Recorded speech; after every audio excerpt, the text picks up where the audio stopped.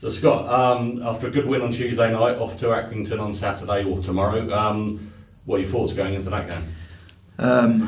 Obviously another tough game on the road, long journey, but we're really focused now. You know, we know what we've got left, we know what we've got to do, and we're in a brilliant position.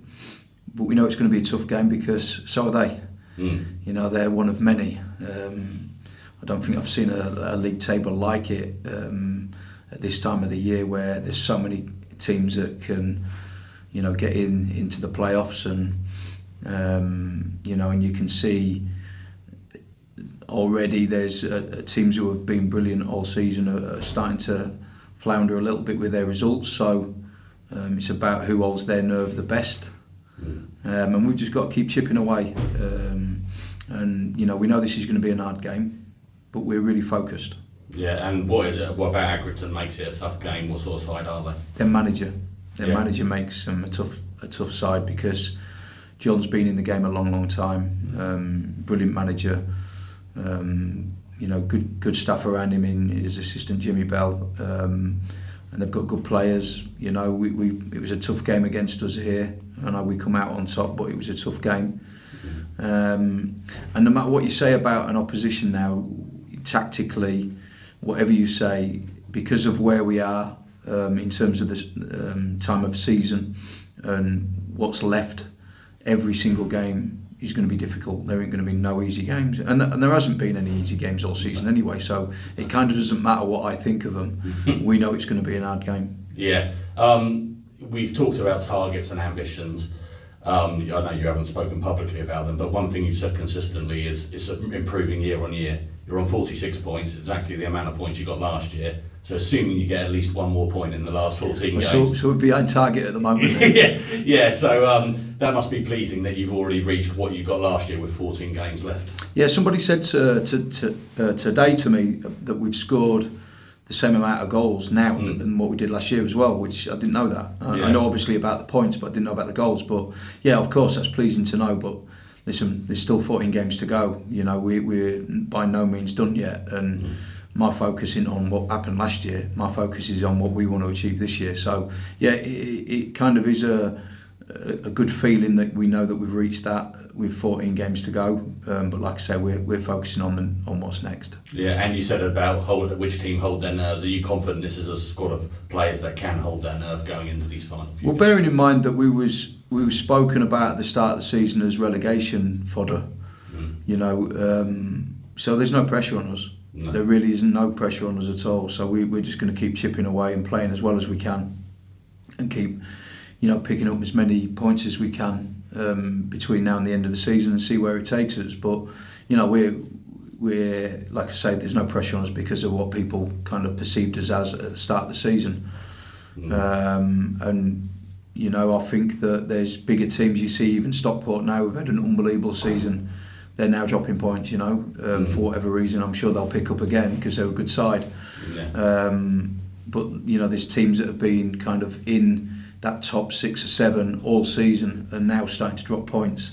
So you know, it's like I say, and you always find as well that there's always a team that comes from a mid-table position and ends up in the playoffs. You know what I mean? Nearly every year that happens, doesn't it? You know what I mean? So why can't that be us? You know, I know that we haven't predominantly been a mid-table team all season. We've been kind of flirting around that top 10, and I know we've dropped out of it just lately. You know, and I suppose we could call us a mid-table team, but I see us better than that. You know.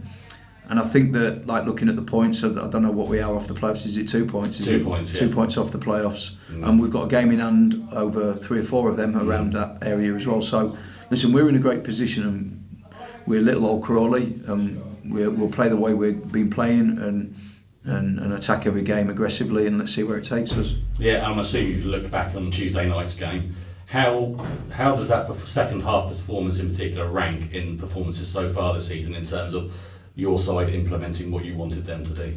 Yeah, I think so. I think it's up there for sure, because we found the first half was difficult.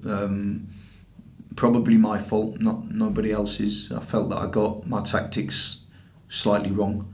I allowed their centre halves to bring the ball to the halfway line and shovel the ball on us, and I felt with us having a +1 at the back that we could cope with that. But it was quite apparent that we was giving them what they wanted by doing that. And listen, they're a strong outfit in terms of what they've got at the top of the pitch, and as much as we're strong at the back, it was a contest which some headers we won and some we didn't. And you know, the ones we didn't could have been a toss of a coin whether they ended up being a goal or certainly a chance for them. So I had to change at half time. We changed our way we pressed them slightly higher up the pitch, which allowed them to kick the ball from deeper, which meant we could cope with defending balls around the halfway line better than we could if it was to be slung on us on the edge of our box. So my fault, but you know, that's coaching. You kind of set a team up because you think that's the best thing to do. You see it's not working and you change accordingly. We did that, and it kind of gave us the balance of defending higher up the pitch, but also give us the balance of us being more controlled and dominant with the ball, which obviously helps us. I thought it was outstanding in the second half. In actual fact, when you look back and watch the game back, I was actually surprised at you know, sometimes you watch it kind of for the first time and you think what you think, but then you watch it back you know, at home and you watch it back and clip it all up, and you actually think, well, you actually played better in the first half than I give us credit for. Really? You know, so there was some really good moments still in the first half where we were controlled and dominant, and I felt that our possession, certainly from the back with Dion Conroy, the way he stands on the ball, I think it took the sting out of their press. They wasn't sure whether to stick or twist, whether to press, whether to sit off us. I wasn't, you know, convinced that they wanted to press us, and I think that we took the sting out of them and made passes, and I thought we were really good. Yeah. And we talked about the fans briefly on Tuesday night. How good have they been, and what effect, how important are they to your team, basically? Are they a 12th man? They're part of the team, yeah, exactly that. They're part of the team, in my opinion. You know, I think they're class. I really enjoy it. I really look forward to game day. Not many managers do look forward to game day, you know. Yeah. But I look forward to game day just to come out and see them, because they've just been brilliant home and away. Tuesday night they were fantastic, wasn't they? You know, when I come out before the players even walked out onto the pitch, I went over and showed my appreciation to them, and they're just brilliant. Even from then all the way through to the end of the game and beyond, they were, you know, singing that. They were much louder than the Wimbledon fans, much louder the whole game, and the fact that there was, I don't know what it was, over 500 I was told, was that right? Yes, 529 I think. Yeah, so unbelievable numbers. I know it's not miles away, but it's still a great effort on a Tuesday night. And yeah, listen, I think the fans have literally helped us this season. I think they buy into what we're doing as well. I think they really enjoy the way we're playing.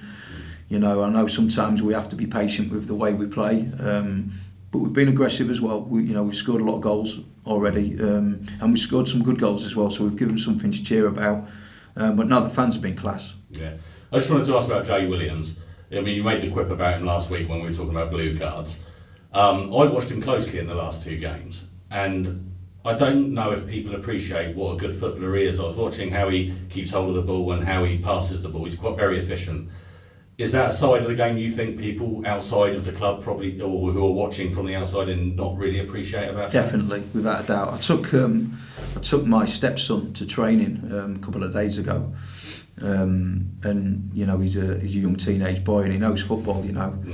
I was driving home and I said, "Anybody surprise you today?" He said, "Jay Williams is a good footballer, isn't he?" I didn't realise how good he was. I went, "Yeah, he's brilliant, mate. He's a really good footballer." And no, I agree with that. I think that the perception of Jay Williams is that he's a, you know, tough tackling, aggressive midfield player, but actually he's a very, very good footballer, very smart footballer. And I think he's done fantastic. To say that he was playing for Banbury United last year, to come and play at the standard that he's played in League Two, almost one of the best midfield players in the Football League, in my opinion. You know, obviously in League Two, and I think he's had a great season so far. You know, he had a really good battle Tuesday night against another tough opposition in Omar Bogle. You know, they had a real ding-dong, the pair of them, and not one of them moaned at each other. You know, they just got on with it, which is what I want from Jay.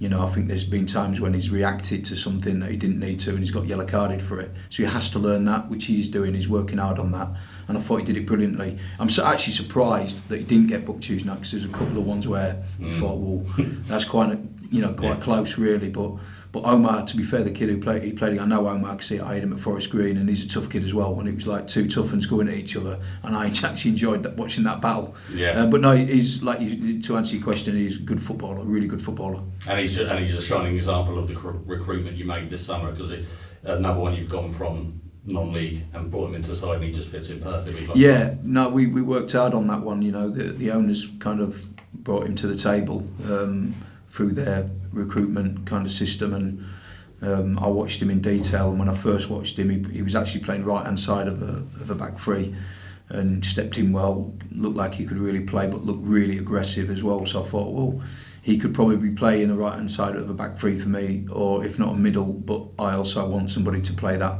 pivot role next to Liam Kelly. Yeah. And I felt that he could do that, and he's proven right. So yeah, we're really pleased with that recruitment side of things. And just on fitness and that, I mean, I know you made 3 changes on Tuesday night. Can we expect more changes this week? Did everyone make it through Tuesday? Yeah, I think so. Not everyone made it through, but what we're doing at the moment, and it seems to be working, where we're kind of rotating players around a little bit, especially when it's Saturday, Tuesday. I think it's important that we have freshness on the pitch. And I don't know if anyone's noticed, but I've been making subs relatively early, just because of that. And I think that he's kept a real freshness, on the pitch all throughout the game. You know, you saw obviously Kellen Gordon, Harry Forster, and Darcy start the game, but it was always a way of not finishing the game. You know, different players finishing the game. Jeremy Kelly come on, Nick Cerula come on, obviously Adam Campbell as well come on, and kind of give us that little bit of energy that maybe we were lacking at that moment. And I thought it worked perfectly. You know, I thought Adam and Nick did great down the right hand side, and of course Jeremy on the left hand side, you know, coming the pitch brilliantly well and linked a lot of our positive play up. So yeah, we may have to do that again. Yeah, brilliant. Thanks, Scott. Thank you.